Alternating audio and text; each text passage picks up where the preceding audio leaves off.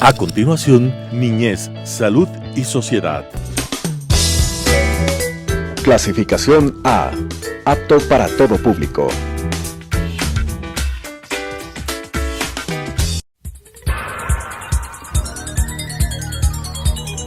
Las opiniones vertidas en este espacio por la producción y dirección del programa son de exclusiva responsabilidad de sus autores y de quienes intervienen en ellos. Telesucesos Canal 29 UHF presenta Niñez, Salud y Sociedad, un programa que trata sobre los cuidados iniciales, el crecimiento y el desarrollo de los niños. El buen vivir de la infancia es el futuro de la patria. Con la conducción del Dr. Gabriel Ordóñez. Niñez, Salud y Sociedad. Es un gusto para Niñez, Salud y Sociedad iniciar este programa con un invitado muy particular, que es el fonoaudiólogo Iván Beltrán García, que es un especialista en audiología y en audioprótesis. Con él vamos a tratar un tema de fondo que es muy importante, como la audición. Esta audición que viene siendo atacada en las ciudades y en muchos otros lugares con sonidos que son desproporcionados y que finalmente afectan a la audición. Pero es importante también que conozcamos de qué modo se desarrolla la audición, cómo empieza esta en la vida intrauterina, cómo podemos reconocer algunos defectos que podrían iniciarse en esta etapa de la vida. Y con ese propósito tengo este invitado, que es un invitado ciertamente de lujo, porque está trabajando todos los días con el tema y haciendo un trabajo eficaz y muy eficiente. Bienvenido, don Iván Beltrán. Tenga la bondad de contarnos quién es usted, Doctor. Dónde se estudió, dónde se preparó, cuáles son sus credenciales, sus títulos. Bueno, para mí primero es un gusto poder asistir a su programa. Le comento, uno como buen ecuatoriano, se puede decir, yo me gradué en la Universidad Central del Ecuador. Muy bien. Como licenciado en terapia de lenguaje. La terapia de lenguaje es muy amplia, hay muchas profesiones que se puede partir de ahí y muchas especialidades. Una de ellas, las que siempre me agradó bastante, fue la audición. Entonces mi sueño siempre ha sido especializarme en eso. Saliendo de la Universidad Central, de la carrera, tuve la oportunidad de trabajar inmediatamente en ProAudio. ProAudio es una empresa muy buena, de especialistas muy profesionales, y tuve la oportunidad de estar ahí desde mis prácticas preprofesionales, aprendiendo, guiándome de la mano del doctor Edwin Andrade, que es lo mejor en audiología y lo mejor en prótesis auditivas. Con la guía de él somos un equipo que vamos encaminando a realizar el mejor de los trabajos. Y ya voy ahí alrededor de un poco más de 4 años. ProAudio se especializa bastante en personas, sean niños, sean jóvenes, sean adultos, que carezcan de su audición o que tengan algún problema auditivo, y también se da su prótesis auditiva respectiva según la enfermedad o el caso que tengamos. Muy importante que usted reconozca el trabajo en equipo. Sí, siempre es importante. Que es realmente el que da los mejores resultados, puesto que la suma de conocimientos y de voluntades logra que finalmente el que se beneficia de nuestro trabajo, el paciente, sea debidamente atendido y tenga los mejores resultados.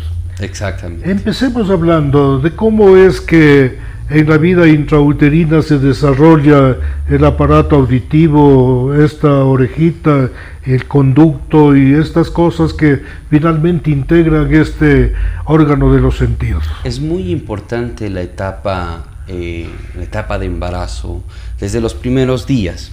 Hablemos del oído. El oído empieza a formarse a partir de la 4ª, 5ª semana. por medio de ectodermo, de endodermo, de cuestiones como bolsas faríngeas, que va dando una información exacta a nuestro oído. Se forma el pabellón auditivo, poco a poco se va formando el conducto auditivo igualmente, la membrana timpánica. La membrana timpánica va a tener 3 capas justo de esas bolsas faríngeas, externa, media e interna, y igualmente el oído interno, ¿no? El oído interno, que es parte fundamental del sistema auditivo. La embriología auditiva empieza desde la 5ª semana y alrededor de la semana 25 es donde ya está formado nuestro oído. Tenemos un oído funcional en el cual el bebé, el feto, ya puede escuchar o puede sentir ciertas vibraciones o sonidos que son producidas por la madre y obviamente por el entorno. Por eso es muy importante también tener un cuidado prenatal, ¿sí? Por parte de los padres, por parte de la madre, para que toda esta evolución se haga de la manera más adecuada. ¿Qué podemos aconsejar a la pareja, al papá, a la mamá, para cuidar que este desarrollo auditivo ocurra en los mejores términos en la vida intrauterina? Lo mejor en estos casos antes de la concepción, lo mejor en estos casos sería realizarnos pruebas genéticas, pruebas de salud, teniendo referencias si tengo algún antecedente que pueda causar problemas en el embarazo. Si papás y mamá pueden realizarse estas pruebas antes de la concepción, créanme que podemos evitar cualquier tema genético que podría ocurrir e impedir un correcto desarrollo, no solo auditivo, sino un desarrollo en general de parte del bebé. Como base eso, si es que hay la posibilidad, sería de los mejores casos. En el caso de no tener esa posibilidad, mamá se encuentra embarazada, pues los cuidados son muy importantes desde el inicio. La alimentación materna es muy importante, ¿sí? Porque se alimenta la mamá, se alimenta el bebé, hay una correcta alimentación, hay un correcto desarrollo. La alimentación es sumamente importante en eso. Ácido fólico, que siempre los especialistas, para que la madre pueda tener un desarrollo con fuerzas para su niño. ¿Qué tipo de cuidados también? Evitar golpes, evitar caídas, cuidarse a sí mismo la madre y en base a eso cuidarle también a su bebé.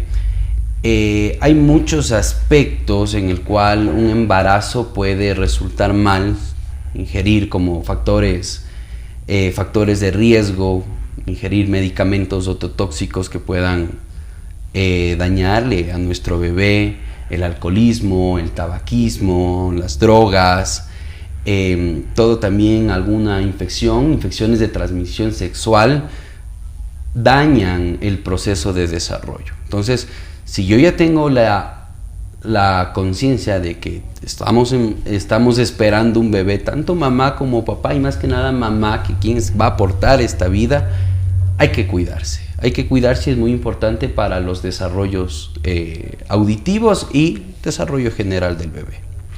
Usted nos ha dicho que el feto en la vida intrauterina ya escucha.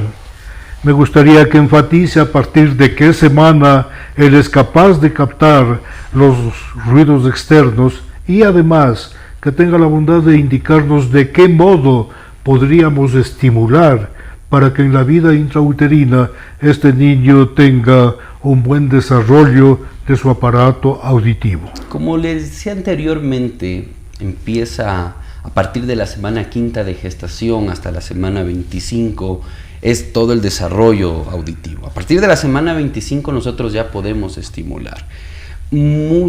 Una pregunta que siempre los padres lo hacen es saber si es que el bebé ya puede escuchar lo que yo le digo, y efectivamente, pero va a haber ciertos cambios. Hagamos cuenta, el bebé está dentro de la barriguita de la madre, está rodeado de líquido amniótico, está rodeado de una capa de grasa, está rodeado de una capa de músculos, de la piel. Va a haber cierta amortiguación de sonidos. y cierta amortiguación de frecuencias. Por eso es importante saber qué tipo de estimulación puedo dar. ¿Qué es lo que más escucha el niño? La parte interna de la madre, el organismo de la madre. Por eso es muy importante también ante los cuidados prenatales de la madre poder manejarlo bien, el nivel de estrés, el nivel emocional, porque eso también puede beneficiar o afectar al niño. Si hay un exceso de adrenalina por demasiado estrés, esa adrenalina también la consume el niño y él va a escuchar taquicardias, va a escuchar un mal funcionamiento del cuerpo de la madre, entonces va a recibir eso. Las frecuencias del lenguaje, las frecuencias del habla, va de 500 hercios hasta 4000 hercios, que son las frecuencias del lenguaje. Tomando en cuenta que, como le decía anteriormente, va a haber cierta amortiguación de sonidos. ¿Qué sonidos va a percibir el bebé de mejor manera? Sonidos graves, es decir, un ejemplo, la voz del papá. La voz del papá va a percibirla de mejor manera porque no recibe tanta amortiguación. Los sonidos agudos no lo va a escuchar completamente. Un ejemplo claro, cuando nosotros estamos en una piscina, ¿no? Nos sumergimos hasta el fondo. Obviamente la audibilidad que yo tengo del exterior es muy diferente. Hagamos cuenta que la piscina es el líquido amniótico donde está el bebé. Yo puedo recibir estimulación del exterior, puedo escuchar sonidos, pero con cierta amortiguación. ¿Cuáles voy a escuchar? Más vibraciones, sonidos graves. Entonces, ¿puedo hacer una correcta estimulación auditiva? Claro que sí. ¿Cómo lo haríamos? La empatía, primero, debe haber no empatía, podría ser una conectividad emocional entre la madre, entre los padres y el bebé. Para eso, exponerlos, hablar siempre con el bebé, siempre hablarle buenos días, comentarle de mi día, darle la mejor energía. Eso activa una conexión con la parte materna y la parte del bebé y también estimula auditivamente.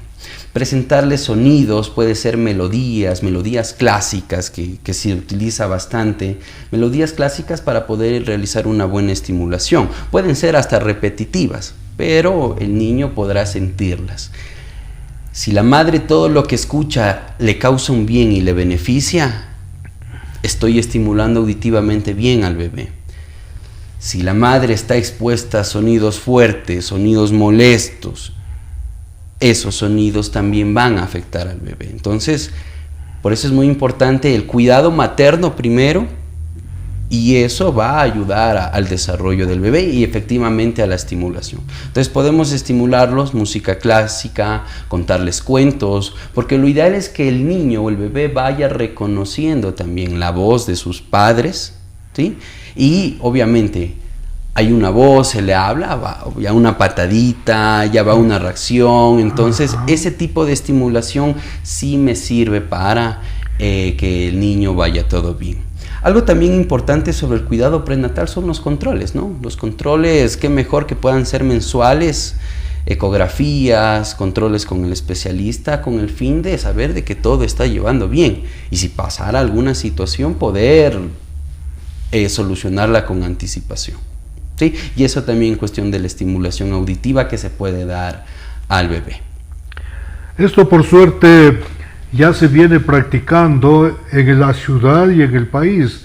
Conozco de muchas parejas jóvenes especialmente que se dedican a estimular la audición de su hijo y utilizan lo que muy bien ha dicho aquí Iván, es la música clásica. ¿Cómo sabemos que el niño está escuchando y responde a estas estimulaciones? Usualmente son reflejos, ¿no? Como le decía, una patadita, empieza a moverse el niño empieza a moverse por muchas situaciones, hasta cuando está incómodo empieza a patalear.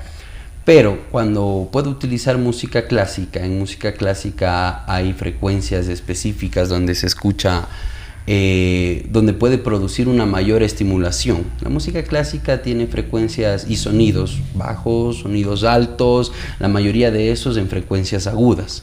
Entonces, mientras yo tenga ese tipo de estimulación, el bebé va a sentirse cálido, no está rodeado solo por los sonidos del organismo de la madre, sino que recibe algo más exterior, y eso también puede ayudar a desarrollar una mejor audición. Usted ha dicho, y con mucha razón, que el niño percibe los ruidos internos, los que produce su mamá, y entre esos ruidos está el del corazón.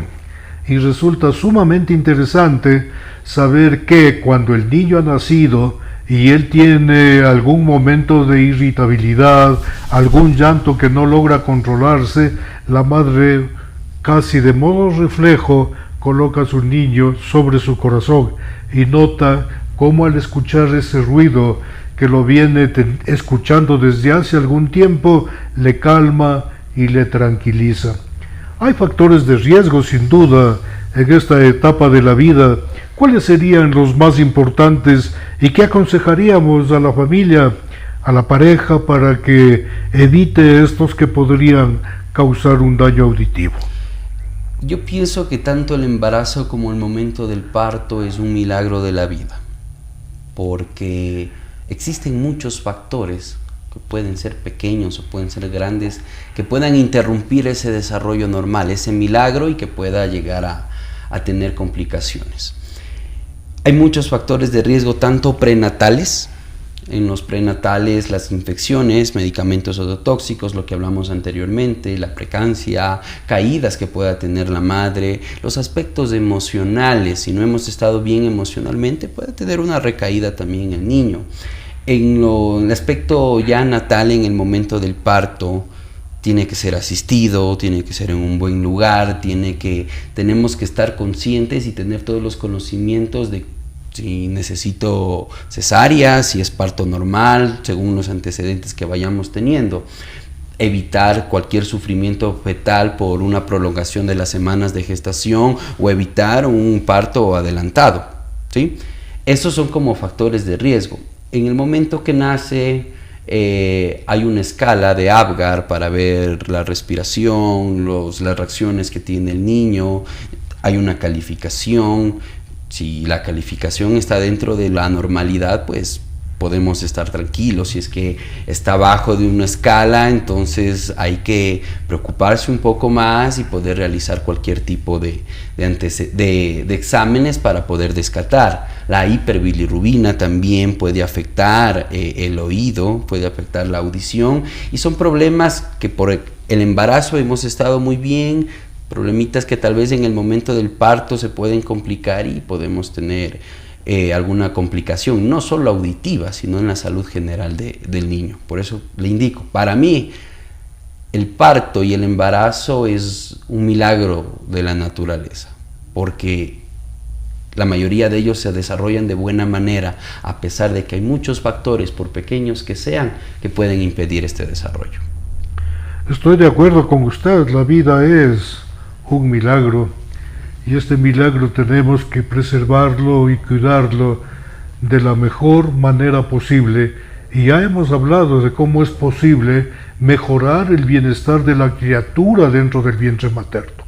Ahora que ha nacido, quisiera preguntar de cómo podríamos conocer que el niño tiene una buena audición. ¿Qué programas de tamizaje se pueden implementar para que esto sea una realidad? Existe el tamizaje auditivo neonatal.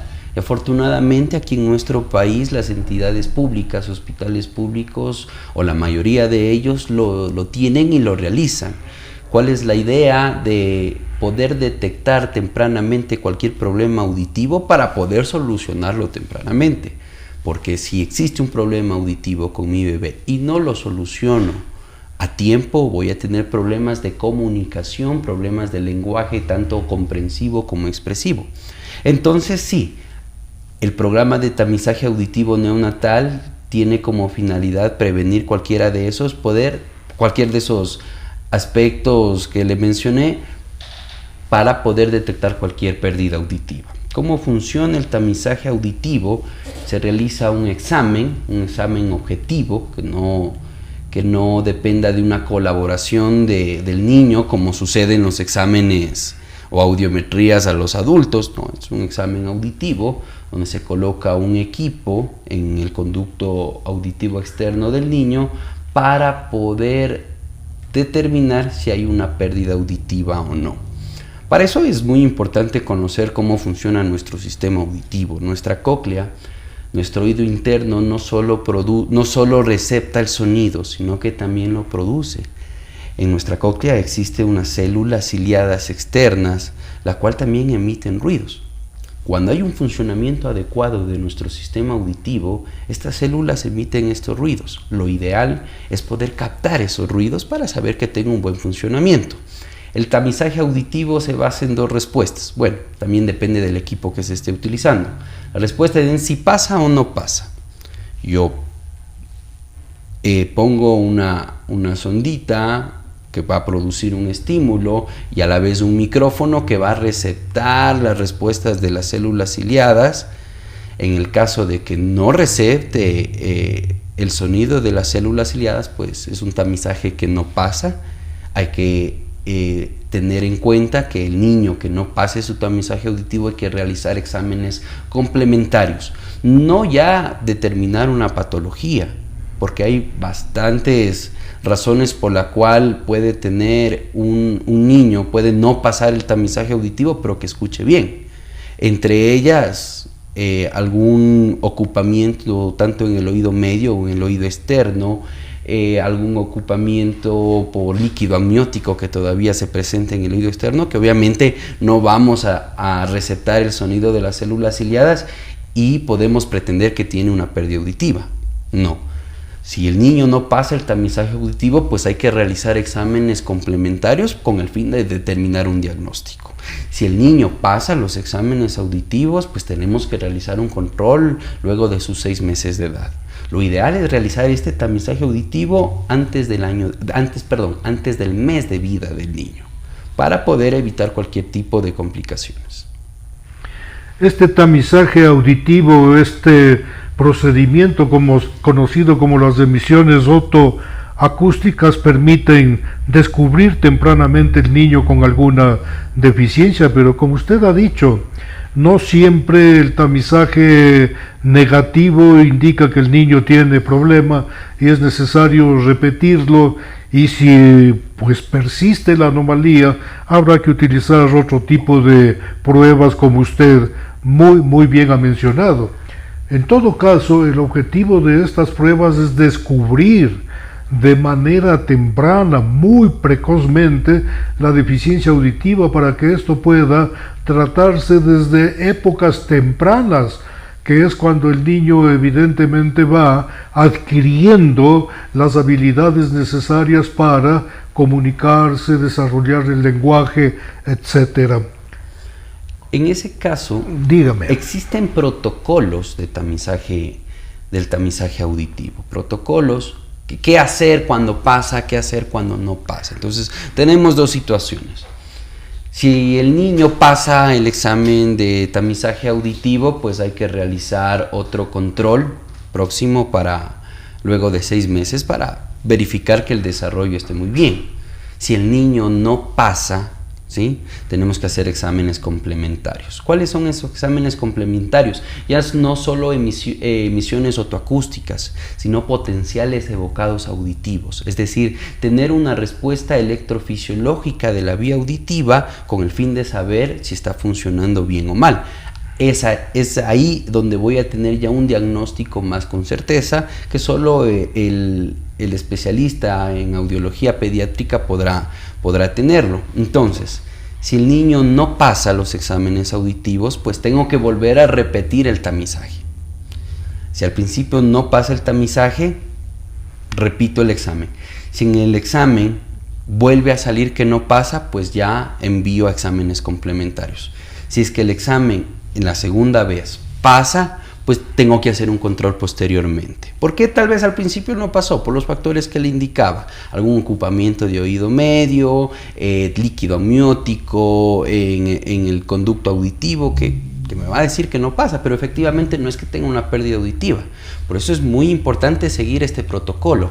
Ahora, en el momento que yo realizo las pruebas complementarias, que son potenciales evocados, que ya luego me gustaría poder específicamente un poco hablar de eso, es con el fin de poder ya evaluar toda nuestra vía auditiva. Muy bien, el tiempo es lastimosamente nuestro principal enemigo y este programa ha llegado a su fin. pero voy a comprometer al licenciado Iván Beltrán a acompañarme en un próximo programa para que podamos profundizar algunos de los importantes aspectos que hemos topado en esta ocasión. Hasta la próxima. Las opiniones vertidas en este espacio por la producción y dirección del programa son de exclusiva responsabilidad de sus autores y de quienes intervienen en ellos. Telesucesos Canal 29 UHF presentó Niñez, Salud y Sociedad, un programa que trata sobre los cuidados iniciales, el crecimiento y el desarrollo de los niños. El buen vivir de la infancia es el futuro de la patria. Con la conducción del doctor Gabriel Ordóñez. Niñez, Salud y Sociedad.